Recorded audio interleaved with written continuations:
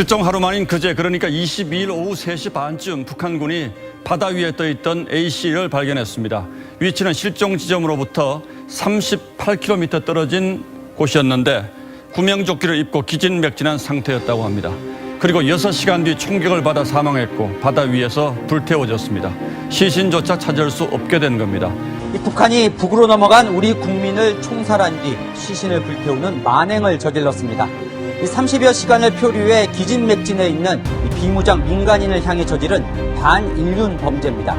그런데 우리 군은 민간인이 북한에 당도한 순간부터 소재를 파악하고도 사살될 때까지 보고만 있었습니다. 당시 A씨는 구명조끼를 입고 한 사람이 겨우 올라탈 수 있는 부유물에 의지해 기진맥진한 상태로 북한 단속정에 발견된 것으로 파악됐습니다. 하지만 방독면과 방호복으로 중무장한 북한군은 A씨를 배에 태우지 않고 바닷속에 내버려둔 채 신문을 진행했습니다. 그리고 6시간 뒤 상부 지시를 받은 북한군은 A씨를 총살한 뒤 기름을 뿌려 시신을 불태웠습니다. 이 국민이 북한에 도착한 건 그제 오후 3시 30분입니다. 사살된 건 오후 9시 40분이고요. 이 6시간 동안 우리 군도 이 국민의 소재를 파악하고 있었지만 아무 대응도 하지 않았습니다. 눈 뜨고 지켜만 본 셈인데 왜 그랬냐 물었더니 북한군이 쏠 줄 몰랐다고 해명했습니다. 유준 기자입니다. 21일 오전에 실종된 A씨가 북한 단속정에 붙잡힌 건 다음 날 오후 3시 30분입니다. 북한군은 1시간 뒤 실종자 표류 경위와 월북 의사 정황을 상부에 보고했습니다. 군은 통신감청을 통해 이런 사실을 모두 파악했지만 아무 조치도 취하지 않았습니다. 군 관계자는 북측 해역에서 일어난 일이고 정확한 위치도 어딘지 몰랐다고 해명했습니다. 우리 군이 손 놓고 있는 사이 북한군은 밤 9시 40분쯤 바다 위에 떠있는 A씨를 총살했습니다.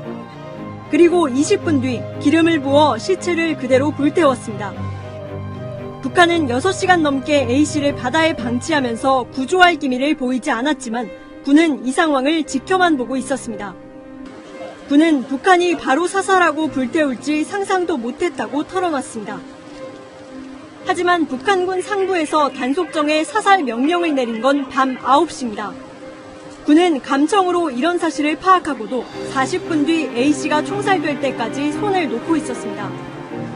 가능한 모든 통신수단을 동원해 북한의 인도적 조치를 촉구하거나 사이렌을 울리고 불빛을 비춰서라도 경고했더라면 A씨 목숨을 살릴 수도 있는 시간이었습니다. 정부는 이렇게 북한이 민간인을 사살한 것이 남북 군사 합의를 위반한 것은 아니라고 말하면서 숨진 공무원이 월북했을 가능성은 높다고 했습니다. 그런데 그 근거가 신발을 벗었다, 구명조끼를 입었다, 이런 이유들입니다.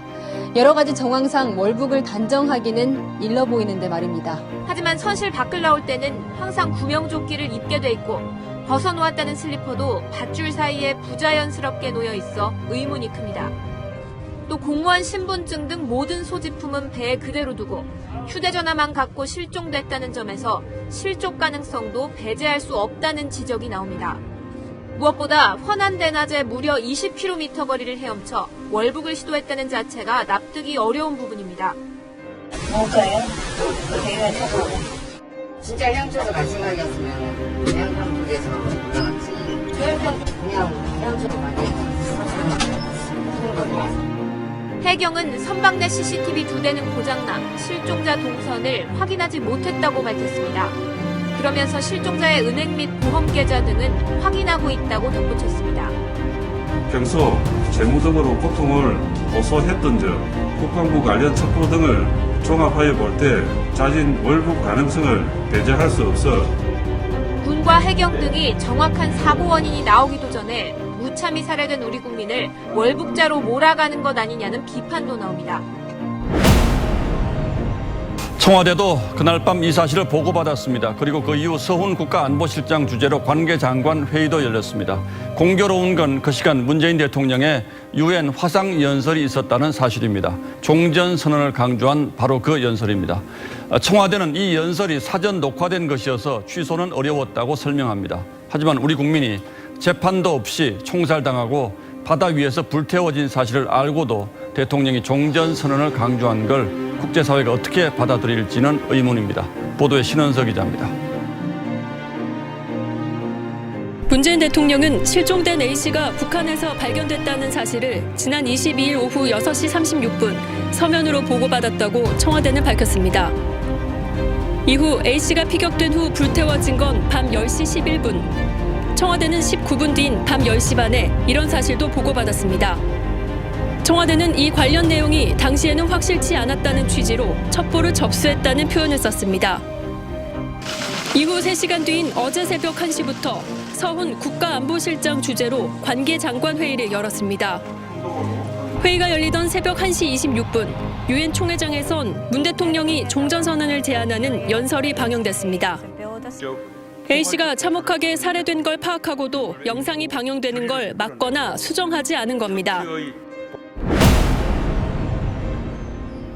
문재인 한국 대통령이 유엔 총회 연설에서 종전선언 필요성을 강조하며 협조를 요청한 데 대해 미국의 전직 고위 관리들은 북한의 비핵화나 한반도 평화와 아무 관련 없는 공허한 조치가 될 것이라고 진단했습니다. 한국 대통령이 유엔에서 미국 의회, 행정부의 입장과 이렇게 일치하지 않는 연설을 한 것을 본 적이 거의 없다면서 문 대통령이 평화와 통일로 향하는 한 단계로 평화조약 체결을 촉구했다면 괜찮았겠지만 평화를 선포함으로써 그렇게 할 수 있다고 생각하는 것은 환상이라고 말했습니다.